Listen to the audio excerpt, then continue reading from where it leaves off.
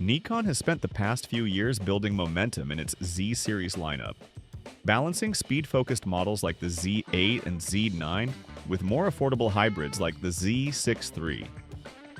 The Z7 line, however, has always been about one thing above all else: resolution. For landscape shooters, studio professionals, and detail-driven photographers, the Z7 II offered an appealing mix of image quality and reliability.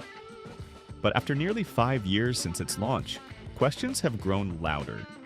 When will the Nikon Z7 III arrive? What changes will it bring? And how much will it cost?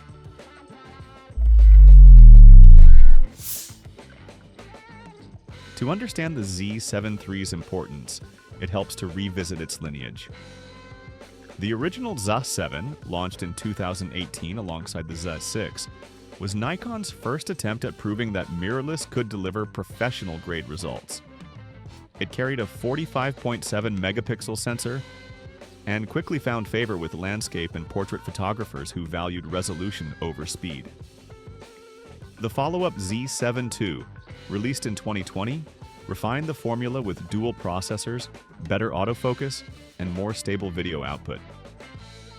But as the mirrorless market accelerated, Nikon shifted its focus toward the Z9 and Z8, which combined speed, resolution, and professional video tools. The Z6 series also got its timely refresh with the Z6 III. That left the Z7 II aging in the lineup, with many wondering if Nikon had quietly abandoned its resolution-first camera. The truth, however, seems more nuanced. Industry insiders suggest Nikon intentionally delayed the Z7 III due to limited demand compared to the Z6 line and a strategic need to give the Z8 breathing room in the market.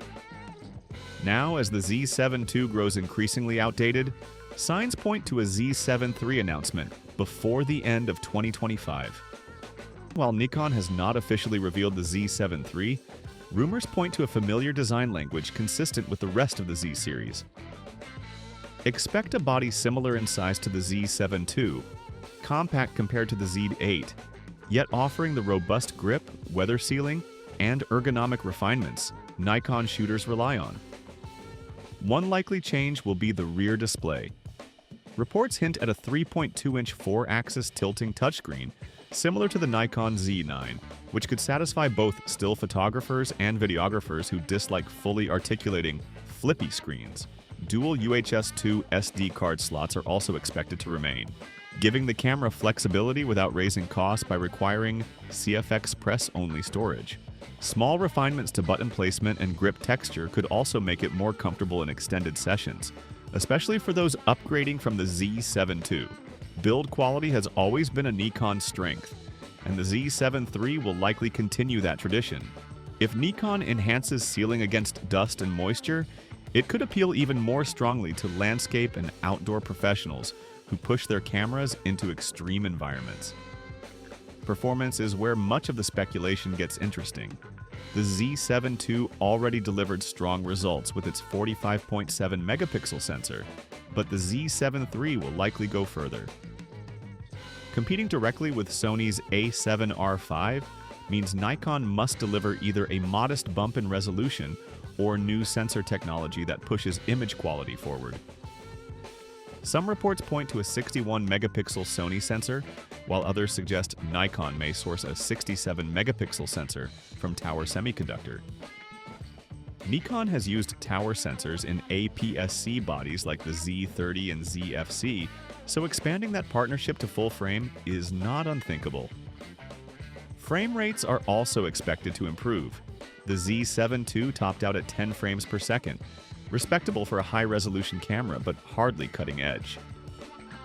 With the processing power of the latest X-Speed 7 engine, the Z7 III may climb to 12 to 14 frames per second, or even touch 20 frames per second in certain modes. That won't rival the Z9's blistering speeds, but it could give wildlife or fashion photographers more flexibility without compromising resolution. Autofocus will likely be another leap forward.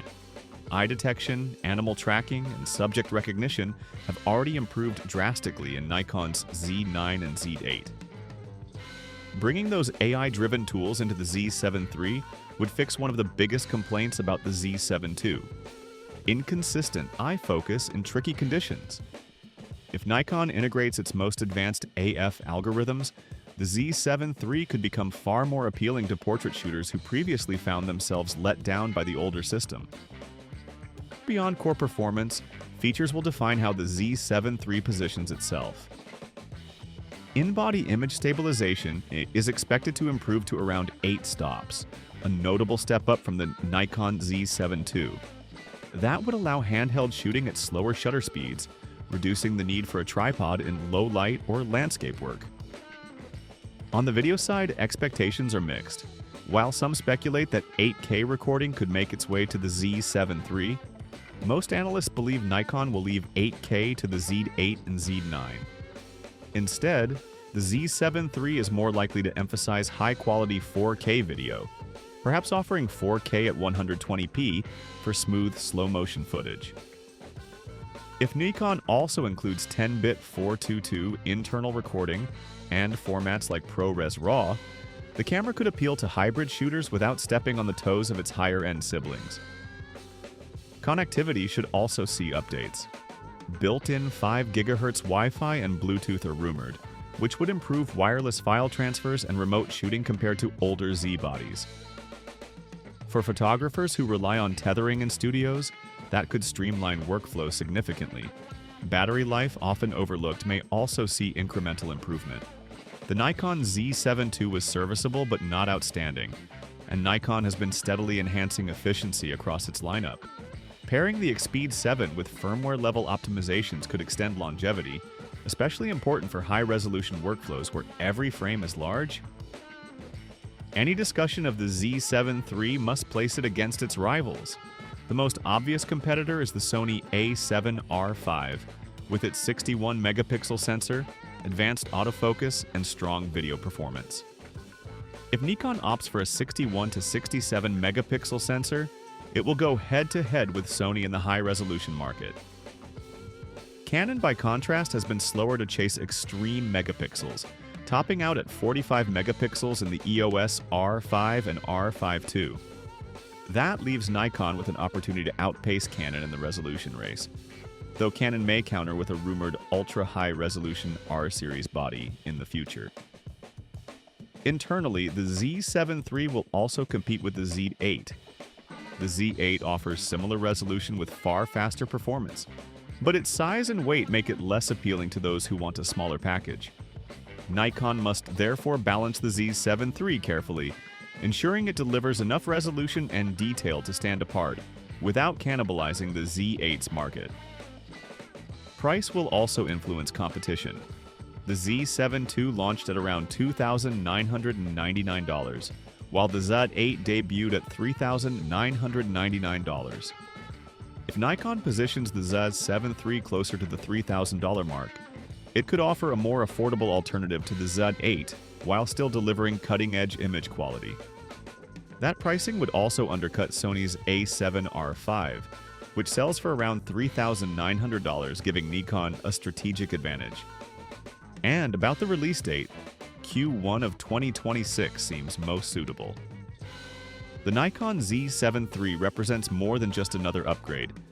It could be Nikon's chance to reaffirm its commitment to resolution-first photography in an era where speed and hybrid performance often dominate the conversation.